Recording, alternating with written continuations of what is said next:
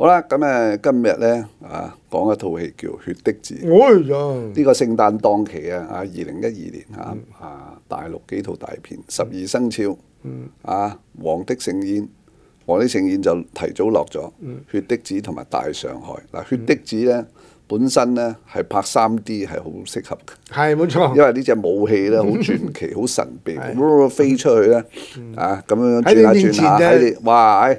我諗你話3D 血滴子本身就已經好有吸引力，啲觀眾咧有啲被虐狂都想買張飛入去睇下咧，嗰把刀郎嗰個咁件咁嘅嘢點樣迎頭罩落嚟係嘛？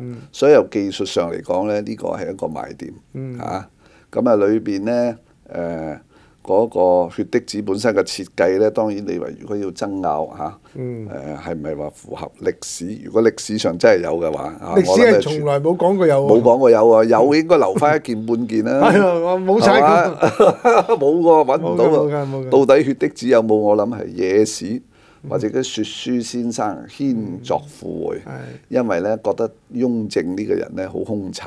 滿清其實特務組織特務組織，於是加呢樣秘密武器，咁血滴子咧，我諗其實都幾難想像係嘛？以前咧，我哋粵語片時代都睇過嘅。係啊，嗰陣時係大俠金鳳池啊嘛。係啊，呂四娘啊嘛，係嘛？呂四娘都係白太官。白太官啊嘛，冇錯。仲有個廖恩和尚。係冇錯，奸我。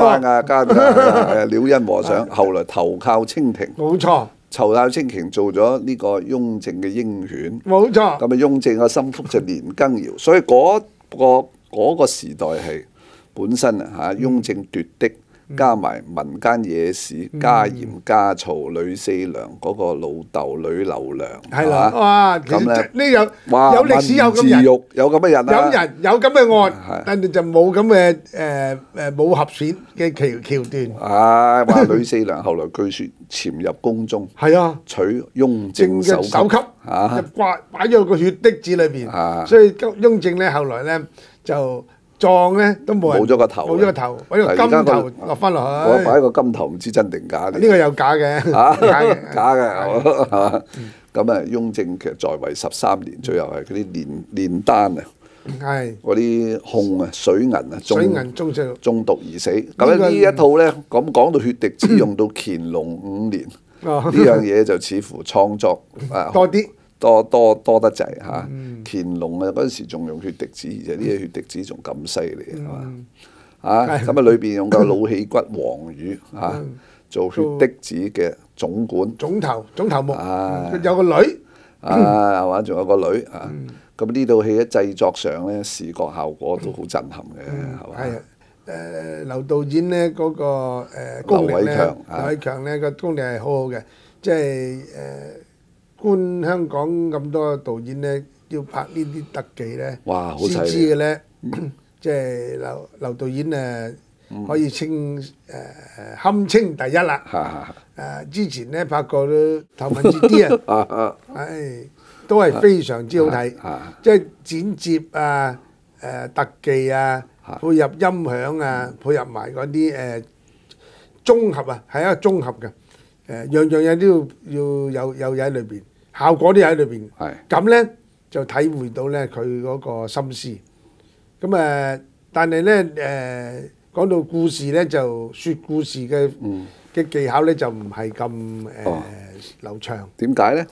咁因為咧説得故事咧，最重要咧就係揸住啲重場嚟説，重點嚟説。因為而家唔係叫你拍一個敘述片，係話劇情片。係。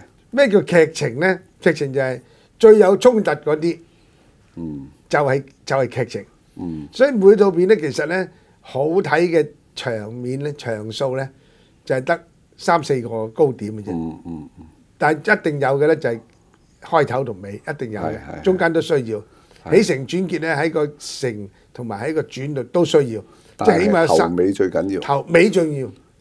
好啦，咁其實咧，任何嘅場嘅故事嘅推展，都係根據剛才我講嗰個尾場，或者中場轉折，或者承接住嗰個戲劇爆炸，係為嗰啲服務嘅，嗰啲叫閒場。係。咁咧，你呢個結構一完整咧，就大家睇落去咧，就睇完呢戲劇爆炸就有一件事，使到你會想追看落去。你唔好講其他咁多林沈嘢啦，就呢件事點樣發展，而去發展到尾，即使點樣收科？點樣收科？即使個觀眾諗到都唔怕嘅，睇到嘅明晒，佢都想睇你點樣搞到佢收科。嗱，呢個敘事嘅方式咧，最近湯告老師嗰套咧好嘢，烈血追擊嚇，你有冇睇過？冇睇到。呢套咧真係好嘢嚇。嗱，呢啲唔係淨係西片、唐片嘅時都有嘅，即係都可以咁講。因為近時咧胡金銓啊、李翰祥啊呢啲大導演咧，佢都係了解個戲劇啊，有嘅荷里活呢種叫做 melodrama 嘅做法，一定要有個戲劇爆炸。係呢個爆炸就等你追看落去，然後啲追看一路引到你去最後嘅結局。可能係大細是非啫，可能係一個使命。譬如龍門客棧就係一開頭于謙俾人殺頭，佢嘅孤兒，於是有啲俠士咧要救佢出嚟，但係後邊有錦衣衛追殺。去到呢個先爆炸點啊！呢爆炸點啊！追唔追到咧？追到係啦。追到又點咧？追唔到又點咧？係啦。原來咧越嚟越多大當頭，你哋係頂佢唔順，點解議事出嚟話可以制止佢咩？你係絕望嘅，因為佢實在太好打呢個八億。咁點樣咧收拾佢咧？已經第二個高潮啦。點樣打贏佢咧？點樣對付佢咧？呢個一個絕境裏邊點樣可以翻生咧？最後佢就帶到嚟，佢原來夾埋晒咁多人，就可以一齊嚟坐死佢。仲要有橋喎，一個前一個後一個上，我仲要有個上犧牲喎。嗱呢個咧就係成套電影咧好睇，因為你一定廁所都唔敢去，言之成理，而且言之成理係咪？好啊！你就算係李安拍呢個《卧虎藏龍》，呢把劍唔見咗，一嚟就已經，咦，想睇咯喎，究竟下落如何咧？後邊就全部跟呢條線做，一定有個爆炸點。係個爆炸點一定要出嚟嘅，唔出嚟咧，你個戲咧就冇嘢吸引。我追乜嘢咧咁？係啊，係嘛？咁所以呢個咧，呢套片咧就講故事呢個咧就缺乏咗，兼且咧。而家喺荷里活咧，啲人話好多人交啲劇本去俾個監製或者導演，你幾多張紙都好，4A 紙啊，嗰個導演啊個監製你睇你頭5張嘅啫，係㗎，真係睇你頭5張。點解咧？頭嗰5張都出唔到戲劇爆炸。係啊。喂，但係我唔明啊，有啲文藝愛情何來有爆炸？一樣有嚇，一樣有。譬如羅密歐與朱麗葉嗱，呢個最 classic。呢個沙翁係最叻寫呢啲戲劇爆炸㗎。一開場兩家人仇敵，咁大家知道呢兩個年輕人係不能夠一齊㗎啦。未算，一場械鬥懟死咗個老表喎。哇！呢條仇仲結喎。點算咧？羅密歐係咪走去頂罪咧？會唔會賴落佢身上咧？嗰啲人點樣睇佢咧？呢條女點睇佢咧？哇！幾多問題隨之而發生。懸念啦，一個爆炸點就帶嚟無數懸念。呢個派我哋成日講呢個你咪以為佢藝術片啦，一樣嘅商業片。有冇爆炸點？爆炸都好緊要。佢爆炸點好遲喎。嗱，呢個問題啦。派咧一開頭咧。瑣碎嗰個細路仔又解釋佢個名之由來，喺學校俾人蝦，跟住就話佢老豆開間動物園，就教佢咧唔好咁近隻老虎，跟住咧有一場印度歌舞戲，然後嗰個爆炸點就係我哋要搬咧就係嗰個船咧係海難，佢個爆炸點差唔多成半個鐘，甚至第7、8個字先有。都唔係嘅。即成咧開頭已經有㗎啦，係咩？開頭已經有啦。